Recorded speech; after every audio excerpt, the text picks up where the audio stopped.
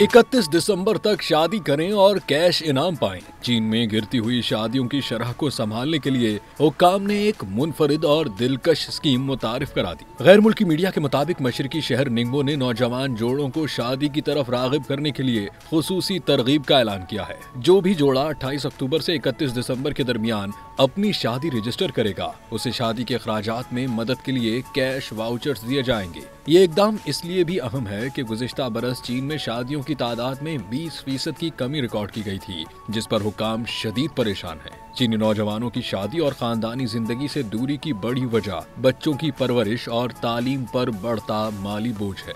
निंगबो के civil affairs department के मुताबिक नए शादीशुदा जोड़ों को 1000 युआन यानी तकरीबन 40,000 पाकिस्तानी रुपए मालियत के वाउचर्स मिलेंगे, जो महदूद हैं और पहले आइए पहले पाइए की बुनियाद पर दिए जाएंगे। इसी तरह के इनामी इकदामात हैंगजो और पिंगहो में भी जारी हैं, ताकि कम होती आबादी और बढ़ती उम्र के बहरान का मुकाबला किया जा सके।